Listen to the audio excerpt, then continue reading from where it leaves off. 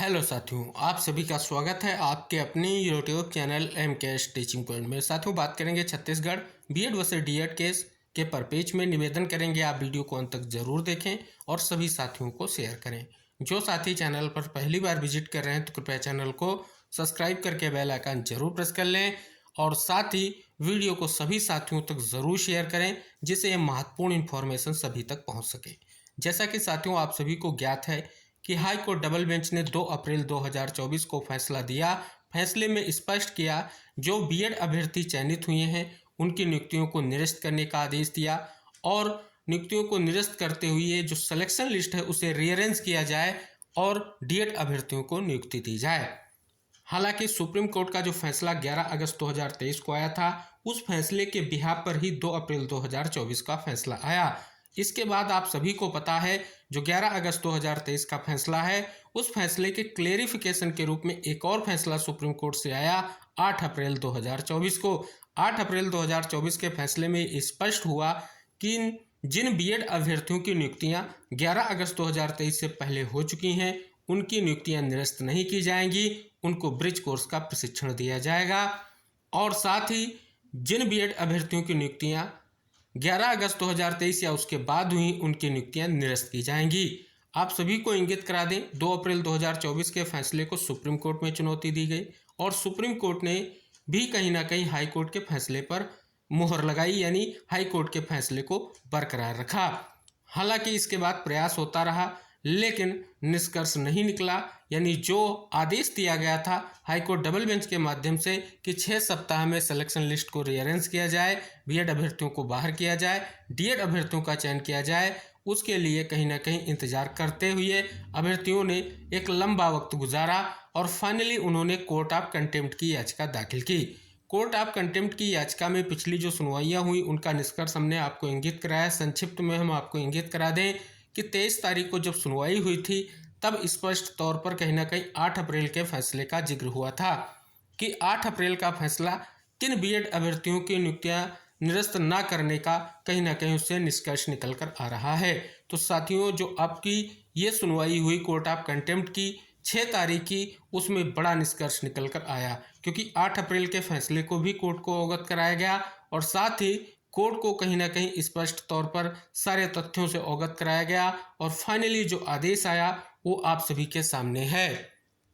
इस आदेश में आप यहाँ पर देख सकते हैं कि याचिकाकर्ता के वकील जो है श्री मनदीप कालार सर का नाम दिया गया है, प्रतिवादी के वकील श्री सिद्धार्थ तिवारी सर का नाम दिया गया है। इंगित कराया गया है जो आपकी याचिका थी 7344/2023 दिनांक 2/4/2024 में जो माननीय डिवीजन बेंच द्वारा पारित आदेश का पालन न करने का आरोप लगाते हुए दायर की गई है, जिसमें निम्नलिखित आदेश पारित किया गया है। जैसा कि हमने आपको पहले भी संक्षिप्त शब्दों में बता दिया है कि जो भर्ती विज्ञापन था वो 4/5/2023 को जारी किया गया था और बीएड योग्यता रखने वाले उम्मीदवारों को सहायक अध्यापक के पद के लिए चयन प्रक्रिया में भाग लेने की अनुमति देता है। और कहीं ना कहीं अगर आप देखेंगे बीएड को योग्यता के रूप में शामिल किया गया था, ये यहाँ पर इंगित हो रहा है, लेकिन कहीं ना कहीं स्पष्ट तौर पर जो नियुक्तियां उनकी हुई हैं वो सुप्रीम कोर्ट का जो फैसला है, चाहे वो 11 अगस्त 2023 का हो, चाहे उसके क्लेरिफिकेशन का फैसला हो, उसके बावजूद भी कहीं ना कहीं स्पष्ट तौर पर जो ये नियुक्तियां हैं वो कहीं ना कहीं निरस्त होने के जो है बिल्कुल कहीं ना कहीं स्पष्ट हो रहे हैं आसार, क्योंकि स्पष्ट है कि अपने फैसले में हाईकोर्ट ने स्पष्ट कर दिया था कि 6 सप्ताह के भीतर सिलेक्शन लिस्ट को रीअरेंज किया जाए, लेकिन अभी तक रीअरेंज नहीं किया गया है। और यहाँ भी इंगित कराया गया है कि जो फैसला हाई कोर्ट का था उसे सुप्रीम कोर्ट में चैलेंज किया गया और सुप्रीम कोर्ट ने कहीं ना कहीं जो एसएलपी दाखिल की गई थी उनको खारिज करने का अर्थ है कि हाई कोर्ट फैसले को बरकरार रखा गया। लेकिन यहाँ पर आप देख रहे हैं स्पष्ट तौर पर जब 23 तारीख की सुनवाई हुई थी तो कोर्ट ने कहा था कि कितने ऐसे बीएड अभ्यर्थी हैं जो कहीं ना कहीं स्पष्ट तौर पर उनकी नियुक्तियां कहीं ना कहीं इस आदेश से प्रभावित हो रही हैं, तो उनकी संख्या 2897 यहाँ पर कहीं ना कहीं आदेश से इंगित हो रही है। और अब जो है 21 दिनों का जो है समय दिया गया है कि 21 दिनों के अंतर्गत जो है सिलेक्शन लिस्ट को रीअरेंज करने का जो आदेश था तो चयन सूची को यानी रीअरेंज किया जाए, ये निर्देश यहाँ पर कोर्ट ऑफ कंटेम्प्ट की सुनवाई के बाद जारी हो चुके हैं। लेकिन 21 दिनों में सिलेक्शन लिस्ट रीअरेंज करने के लिए एक और बड़ी स्थिति हम आपको इंगित करा दें कि हाई कोर्ट सिंगल बेंच में ही एक और महत्वपूर्ण मामले की सुनवाई चल रही है। क्या है वो मामला, आइए उसको इंगित कराते हैं। तो यहाँ पर साथियों आप देख रहे हैं कि एक महत्वपूर्ण याचिका पर जो है 18/10/2024 को आदेश आया है। आदेश क्या है, जो NIOS DLED के अभ्यर्थी हैं उनको जो है कहीं ना कहीं स्पष्ट तौर पर यह मांग की जा रही कि जो अब सिलेक्शन लिस्ट है उसे रीअरेंज किया जाएगा तो उनको भी बाहर किया जाए। इस आदेश का अगर आप अवलोकन करेंगे तो स्पष्ट किया गया है कि सहायक शिक्षक के पद पर उन अभ्यर्थियों को नियुक्ति दे रहे हैं जिन्होंने प्रमाण पत्र दस्तावेज संलग्न किए हैं जो दर्शाते हैं कि उन्होंने open and learning distance learning यानी ODL मोड के माध्यम से राष्ट्रीय मुक्त विद्यालय शिक्षा संस्थान द्वारा आयोजित डिप्लोमा इन एलिमेंट्री एजुकेशन उत्तीर्ण किया है। उन्होंने कहा कि उक्त पाठ्यक्रम को सक्षम प्राधिकारी द्वारा केवल सेवारत अभ्यर्थियों के लिए अनुमति दी गई थी ताकि वह NCT द्वारा प्रदान की गई योग्यता प्राप्त कर सके। हालांकि नई भर्ती के लिए छत्तीसगढ़ स्कूल शिक्षा सेवा के अनुसार केवल नियमित DLED पाठ्यक्रम ही अनुमति है। आगे इंगित कराया गया है कि उन्होंने कहा कि इस न्यायालय द्वारा पारित आदेश के अनुसरण में प्रतिवादी अन्य याचिका में इस न्यायालय द्वारा पारित आदेश के बाद मेरिट सूची को फिर से तैयार कर रहे हैं, जिसमें कहा गया कि BEd प्रमाण पत्र धारक सहायक शिक्षक पद के नियुक्ति के हकदार नहीं है, यानी BEd अभ्यर्थी हकदार नहीं है, उनको बाहर करने का आदेश दिया गया है। और मेरिट सूची को फिर से तैयार करने को कहीं ना कहीं स्पष्ट तौर पर जो निष्कर्ष निकला है तो वही कहीं ना कहीं पॉइंट्स को यहाँ पर भी उठाया गया है। आगे स्पष्ट किया गया है कि विद्वान राज वकील ने दलील दी कि इस रिट याचिका में उठाए गए आधारों को देखते उन्होंने निर्देश प्राप्त करने के लिए 3 सप्ताह का समय दिया जाना चाहिए और उन्हें इस मामले के अगले सप्ताह को सूचीबद्ध करने की प्रार्थना की। अब बात कर ले इसके बाद 23 तारीख को सुनवाई को लेकर के यहाँ पर स्थिति क्लियर हुई। 23 तारीख की सुनवाई में क्या आदेश आया ये यहाँ पर आप देख सकते हैं कि जो प्रतिवादी संख्या 5 को नियमानुसार प्रक्रिया शुल्क के भुगतान पर नोटिस जारी करें। नोटिस 3 सप्ताह के भीतर वापस किया जाना चाहिए। कहीं ना कहीं अगर आप देखेंगे स्पष्ट तौर पर जो कहीं ना कहीं सुनवाई हुई उसमें स्पष्ट तौर पर अभी भी कहीं ना कहीं ये निष्कर्ष नहीं निकला है कि NIOS DLED को लेकर के क्या कुछ फैसला आएगा। हालांकि सुनवाई हुई है, पॉइंट्स को कोर्ट के सामने रखा गया है, लेकिन क्योंकि आप सभी को इंगित करा दें जैसे BEd वर्सेस BTC के पर पेज में सुप्रीम कोर्ट का फैसला है, वैसे NIOS DLED को लेकर के भी सुप्रीम कोर्ट का फैसला 28/11/2023 को आया है। उसी फैसले का परपेच लेकर के याचिका दाखिल की गई है। अब साथियों यहाँ पर क्या निष्कर्ष निकलेगा सभी को बेसब्री से इंतजार है, क्योंकि इसमें अब 4 सप्ताह बाद सुनवाई होनी है। यानी 23/10 को सुनवाई हुई थी और 4 सप्ताह बाद अब सुनवाई लिस्टेड होनी है।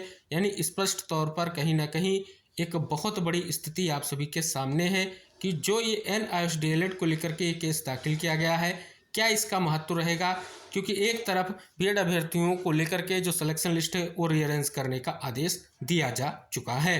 उम्मीद है कि जल्द ही ये स्थिति क्लियर होगी। अब हम बात कर लेते हैं जो ये कंटेम्प्ट याचिका पर आदेश आया है और उसके अलावा BEd अभ्यर्थियों के लिए भी एक महत्वपूर्ण निष्कर्ष देखने को मिल रहा है।